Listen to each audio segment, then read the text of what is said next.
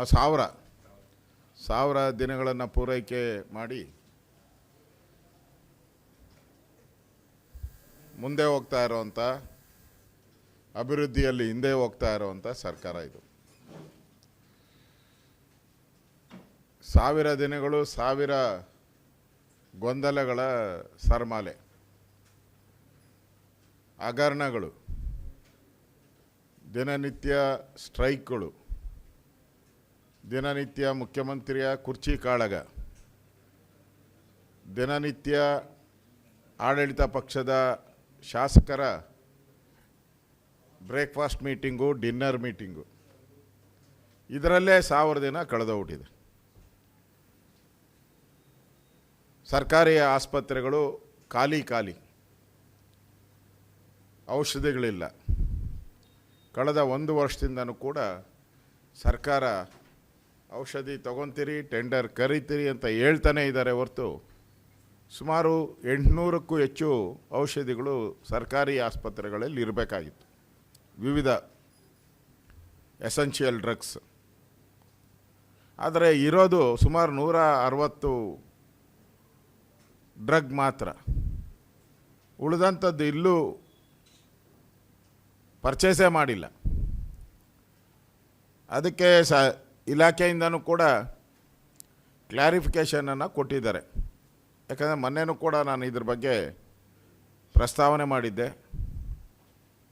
ಇಲಾಖೆಯಲ್ಲೂ ಕೂಡ ಹಲವಾರು ಡಾಕ್ಟ್ರುಗಳು ಔಷಧಿ ಕೊರತೆ ಇದೆ ಅಂತೇಳಿ DHOಗಳು ಎಲ್ಲ ಕೂಡ ಈಗಾಗಲೇ ಪತ್ರಿಕಾ ಹೇಳಿಕೆಗಳು ಬಂದಿದೆ. ಈಗ ಸರ್ಕಾರ ಒಂದು ಸುತ್ತೋಲೆ ಹೊರಡಿಸಿದ್ದಾರೆ. ಏನು ಅಂತ ಹೇಳಿದ್ರೆ, ನೀವು ಪರ್ಚೇಸ್ ಮಾಡಿದ್ರೆ ಲೋಕಲಲ್ಲಿ ನೀವು ಬೆಲೆ ಜಾಸ್ತಿ ಕೊಟ್ಬಿಡ್ತೀರಾ, ಅದಕ್ಕೋಸ್ಕರ ನಾವು ಪರ್ಚೇಸ್ ಮಾಡೋವರೆಗೂ ನೀವು ಮಾಡಬೇಡಿ ಅನ್ನೋ ಥರ ಒಂದು ಸಂದೇಶ ಕೊಟ್ಟಿದ್ದಾರೆ. ಅಂದರೆ ಸರ್ಕಾರನೂ ಮಾಡಲ್ಲ, ಲೋಕಲಲ್ಲಿ ಯೂಸರ್ಸ್ ಮನಿ ಇದೆಯಲ್ಲ ಅದಲ್ಲಿ ಪರ್ಚೇಸ್ ಮಾಡೋಕ್ಕೂ ಬಿಡ್ತಾ ಇಲ್ಲ. ಯಾವ ಆಸ್ಪತ್ರೆಯಲ್ಲೂ ಔಷಧಿಗಳ ಕೊರತೆ ಎದ್ದು ಕಾಣ್ತಾ ಇದೆ. ಎಲ್ಲ ಕಡೆ ಚೀಟಿ ಬರ್ಕೊಡೋದು ಸಾಮಾನ್ಯ ಆಗ್ಬಿಟ್ಟಿದೆ. ಆಚೆ ಕಡೆ ಪ್ರೈವೇಟ್ ಮೆಡಿಕಲ್ ಶಾಪ್ಸಲ್ಲಿ ತಗೊಳ್ಳಿ ಅಂತೇಳಿ ಬರ್ಕೊಡೋ ಅಂಥ ಅಭ್ಯಾಸ ಆಗಿದೆ.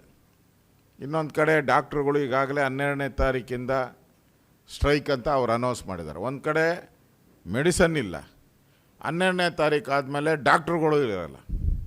ಅಂದರೆ ಈ ಸರ್ಕಾರ ಎಷ್ಟು ಅಧ್ವಾನ ಎದ್ದೋಗಿದೆ ಅಂತ ಇದರಿಂದ ಗೊತ್ತಾಗ್ತೈತೆ. ಇದರಿಂದ ಸರ್ಕಾರ ಬದುಕಿದ್ರೆ ಕೂಡಲೇ ಔಷಧಿ ಖರೀದಿ ಮಾಡಲಿ.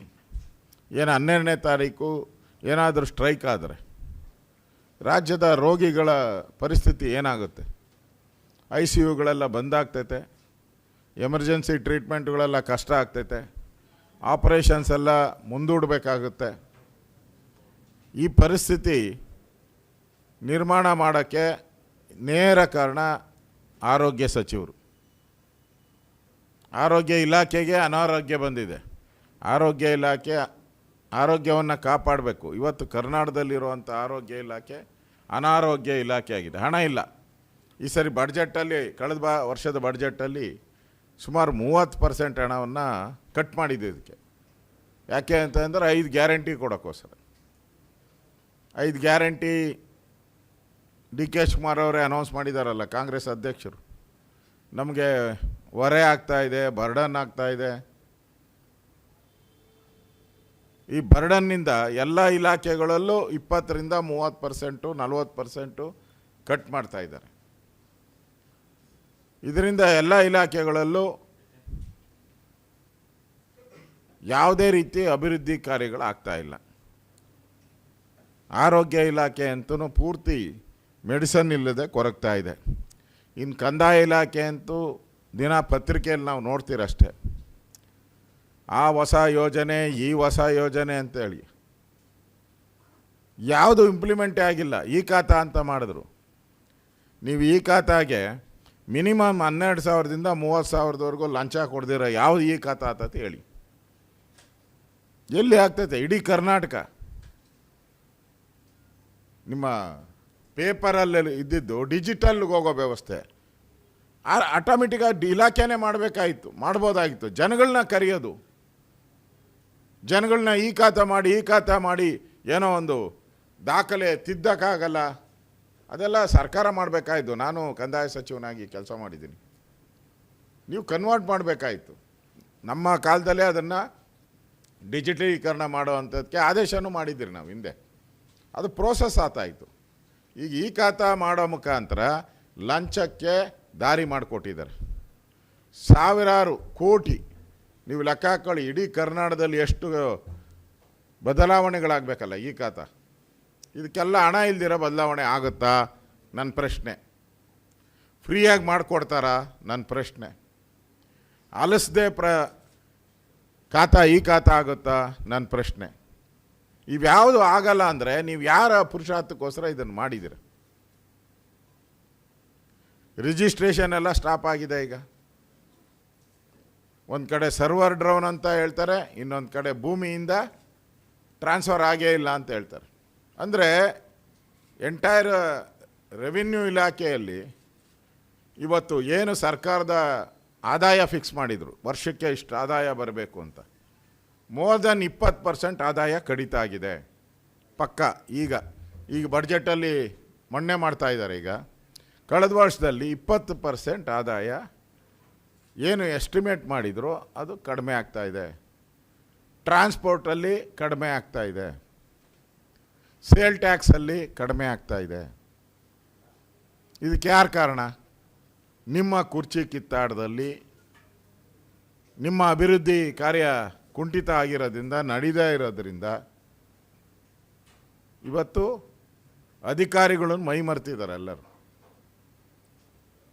ಅಧಿಕಾರಿಗಳು ಯಾರು ಕೆಲಸ ಮಾಡ್ತಾ ಇಲ್ಲ. ಯಾಕಂದ್ರೆ ಕೆಲಸ ಮಾಡಿದರೆ ನಿಮ್ಮ ಟಾರ್ಗೆಟ್ ಏನಿತ್ತು ಅದನ್ನು ರೀಚ್ ಆಗಬೇಕಾಯಿತು. ಎಣ್ಣೆದೊಂದು ಬಿಟ್ಟರೆ ಇನ್ನೆಲ್ಲ ಕೋತಾನೆ. ಅದೂ ಪರ್ಸೆಂಟೇಜ್ ಕಡಿಮೆ ಇದೆ. ನೋಡೋಣ ಮಾರ್ಚ್ 31 ಒಳಗಡೆ ಅದನ್ನು ರೀಚ್ ಮಾಡ್ತಾರಾ ಅಂತ ನೋಡ್ತಾ ಇದ್ದೀರಿ. ಅದು ಇನ್ನೂ 8,000 ಕೋಟಿ ಏನೋ ರೀಚ್ ಮಾಡಬೇಕಾದ್ರೆ ಬರಬೇಕದು. ಅದಂತೂ ಅಬಕಾರಿ ಇಲಾಖೆ ಅಂತೂ ಭ್ರಷ್ಟಾಚಾರದ ನಂಬರ್ 1. ಇವತ್ತು ಕೇಳಿದೆ ಮಂಡ್ಯದಲ್ಲಿ ಒಂದು CL7 ಅನ್ನಪ್ಪ, CL7ಗೆ 1 ಕೋಟಿ ಕೇಳ್ತಾವ್ರೆ. ಇನ್ನು ಬೆಂಗಳೂರಲ್ಲಂತೂ 2.5-3 ಕೋಟಿ ಇಲ್ಲ ಅಂದರೆ CL7 ಸಿಗೋದೇ ಇಲ್ಲ.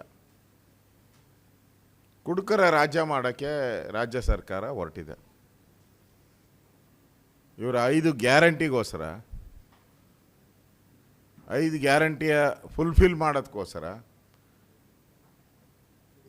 ಕುಡಿಯೋದಕ್ಕೆ ಎನ್ಕರೇಜ್ಮೆಂಟ್ ಕೊಡ್ತಾ ಇರೋವಂಥ ಸರ್ಕಾರ. ಮಹಾತ್ಮ ಗಾಂಧೀಜಿ ಆದರ್ಶ ಅಂತ ಪದೇ ಪದೇ ಕಾಂಗ್ರೆಸ್ ಅವರು ಹೇಳ್ತಾರೆ. ಇದೇನ ಆದರ್ಶ ನಿಮ್ಮದು? ವೈನ್ ಸ್ಟೋರ್ಗಳು, ಬಾರ್ಗಳು ಹರಾಜು ಹಾಕಿದ್ದೀರಲ್ಲ, ಇದು ನಿಮ್ಮ ಸರ್ಕಾರದ ಎಡವಟ್ಟುಗಳನ್ನು ತೋರಿಸುತ್ತೆ.